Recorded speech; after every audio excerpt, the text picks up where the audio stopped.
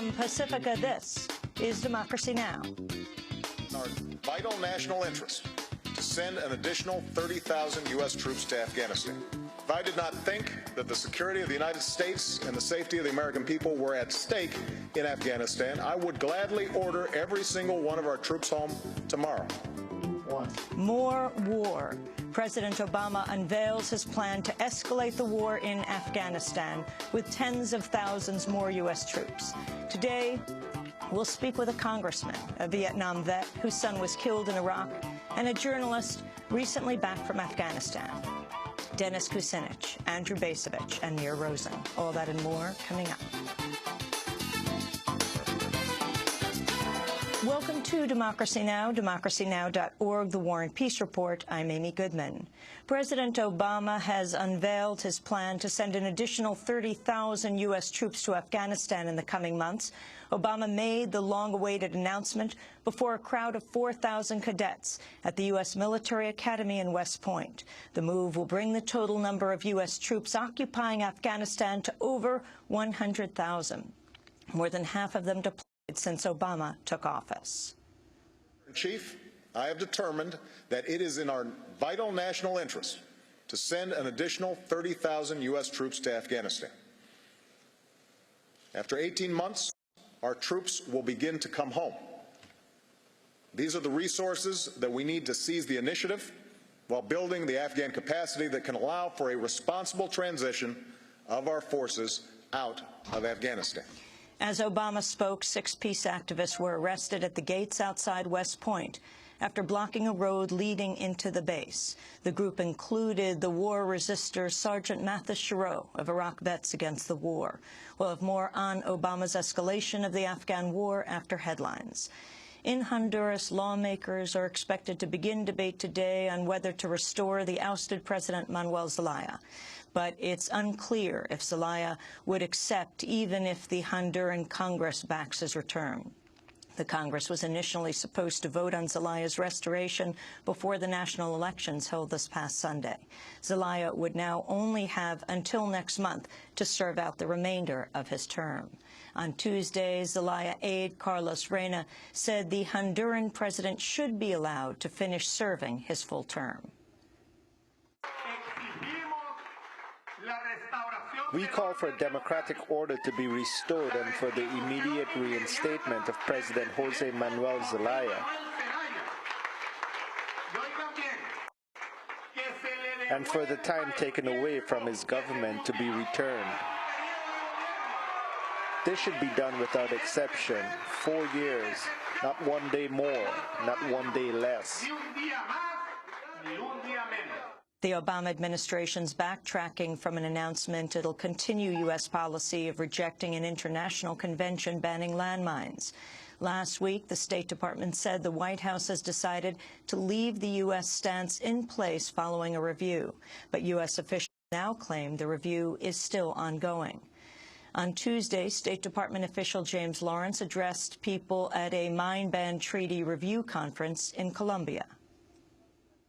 The administration's decision to attend the review conference in Cartagena is the result of an ongoing, comprehensive review of U.S. landmine policy initiated at the direction of President Obama. This is the first comprehensive review since 2003.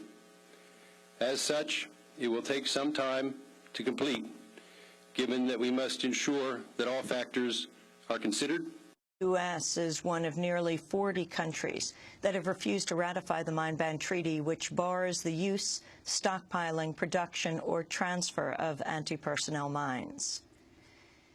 The United Nations High Commissioner for Human Rights is criticizing Switzerland's vote to ban construction of minarets on Muslim places of worship.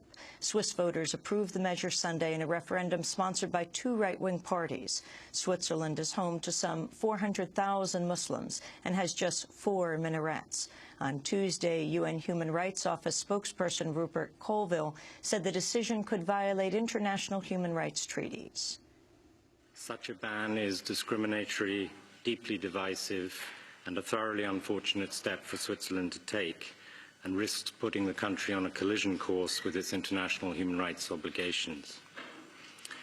The High Commissioner for Human Rights, Navi Pillay, has said she hesitates to condemn a democratic vote, but she has no hesitation at all in condemning the anti-foreigner scaremongering which has characterized political campaigns in a number of countries, including Switzerland, which helps produce results like this.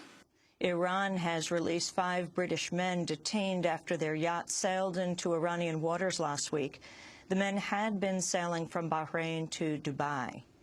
In Britain, a university climate scientist has stepped down pending the result of a probe into the controversial disclosure of thousands of internal emails on global warming. Phil Jones says he will temporarily leave his position as head of the Climatic Research Unit at the University of East Anglia in England. The school says a computer hacker illegally obtained emails between British and American scientists.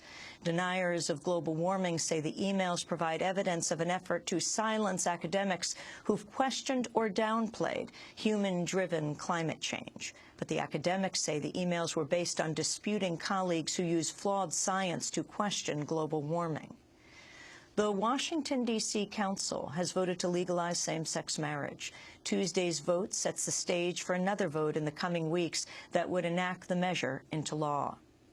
South Africa's announced plans to expand access to AIDS treatment and prevention for pregnant women. The changes conform with World Health Organization guidelines that call for pregnant women with HIV to be given drugs earlier in their pregnancy. The treatment of HIV-infected babies is expected to improve childhood mortality in South Africa. The announcement came on World AIDS Day. It marks a shift for the South African government, which has been criticized for its AIDS treatment efforts.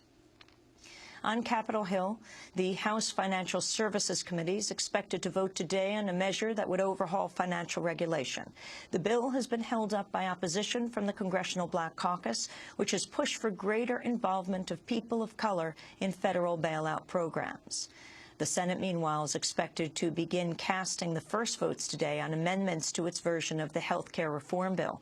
On Tuesday, Democratic Senator Ben Nelson said he plans to introduce a provision that mirrors a House amendment that would severely restrict women's access to abortion.